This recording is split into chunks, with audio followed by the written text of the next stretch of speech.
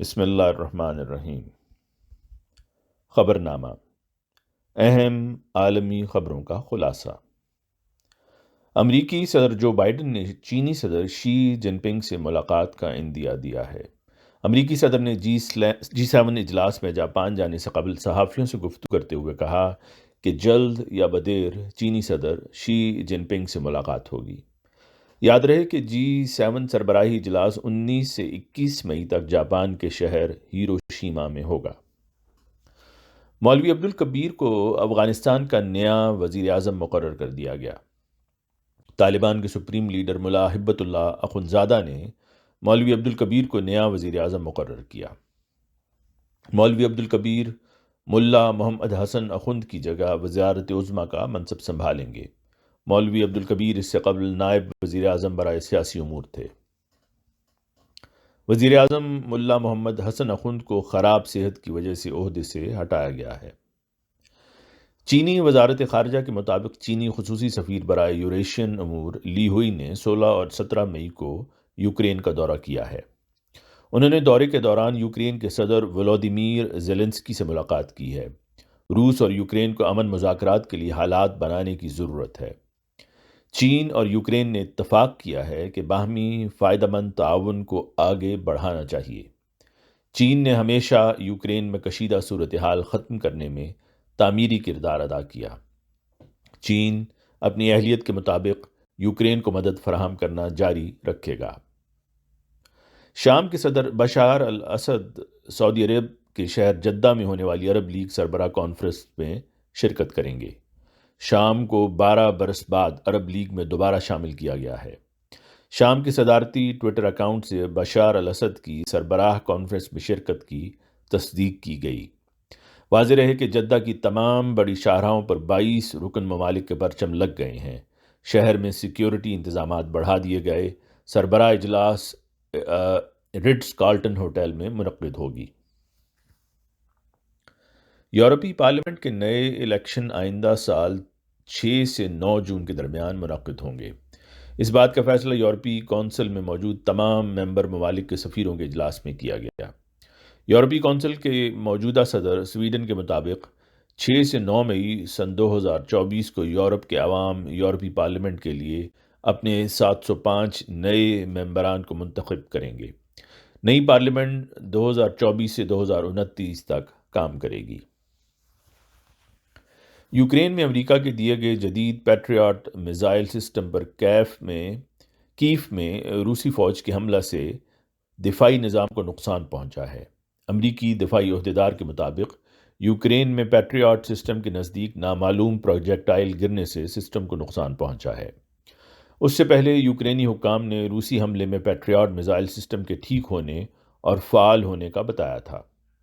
گزشتہ روز روسی وزارت دفاع نے کیف میں پیٹریاٹ میزائل سسٹم کو نشانہ بنانے کا بتایا تھا۔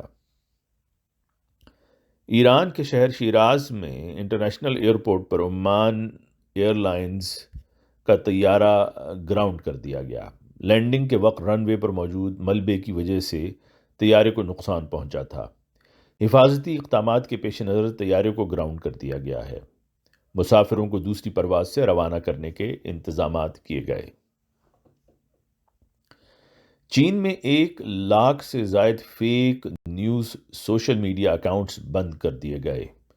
چین میں جعلی نیوز سوشل میڈیا اکاؤنٹس بند کرنے کی مہم جاری ہے۔ چین میں انٹرنیٹ سے جھوٹی خبروں اور افواہوں کو ہٹانے کی کوششیں تیز کر دی گئی ہیں۔ اس حوالے سے گزشتہ ماہ کے دوران 1 لاکھ سے زیادہ آن لائن اکاؤنٹس کو بند کیا گیا ہے۔ اس دوران انٹرنیٹ سے غلط اور جھوٹی معلومات کو بھی ہٹایا گیا ہے۔ بھارتی سپریم کورٹ نے برصغیر میں مقبول عام مشروب شربت روح افزا بنانے والی کمپنی ہمدرد دواخانہ کی طرف سے دائر ایک عرضی پر سماعت کرتے ہوئے اس کے مماثل نام شربت دل افزا کی تیاری اور فروخت پر روک لگانے کا حکم دیا۔ بھارتی سپریم کورٹ نے اپنے ایک فیصلے میں کہا کہ شربت روح افزا ایک معروف اور مقبول مشروب ہے۔ واضح رہے کہ ہمدرد دواخانہ نے اپنی عرضی میں کہا تھا کہ شربت دل افزا کے نام سے مشروب شربت روح افزا کے رجسٹرڈ ٹریڈ مارک کی خلاف ورزی ہے۔ خیال رہے کہ دہلی کے حکیم عبد المجید نے 1907 میں روح افزا تیار کرنا شروع کیا۔ تقسیم ملک کے بعد ان کے دو بیٹوں میں سے بڑے بیٹے حکیم عبد الحمید بھارت میں رہ گئے، جبکہ چھوٹے بیٹے حکیم محمد سعید پاکستان ہجرت کر گئے۔ دونوں نے ہی اپنے اپنے ملک میں نام اور شہرت حاصل کی۔ اقوام متحدہ کی ماحولیات سے متعلق تنظیم ورلڈ میٹرولوجیکل آرگنائزیشن WMO نے متنبع کیا ہے کہ اگلے 5 سال کا دور ریکارڈ گرم ترین ہونے کی توقع ہے۔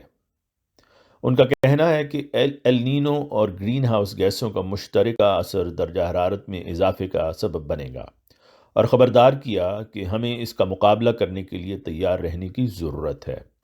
اس بات کا 98% امکان ہے کہ اگلے 5 برسوں میں سے کم از کم 1 سال اور مجموعی طور پر 5 سال کا عرصہ ریکارڈ طور پر سب سے زیادہ گرم ہوگا۔ یہ پیشگوئی بھی کی گئی ہے کہ ساحل، شمالی یورپ، الاسکا اور شمالی سائبیریا میں بارشوں میں اضافہ ہوگا، جبکہ اس کے برعکس ایمیزون اور آسٹریلیا کے کچھ حصوں میں اس کے برعکس صورتحال رہے گی۔ سن 2022 میں عالمی اوسط درجہ حرارت 1850 سے 1900 کے اوسط سے 1.15 ڈگری سینٹی گریڈ زیادہ تھا۔ WMO کے مطابق اب تک ریکارڈ کیے گئے گرم ترین 8 سال 2015 سے 2022 کے درمیان تھے، جبکہ سال 2016 سب سے زیادہ گرم سال تھا۔ آواز مرزا عمران احسن۔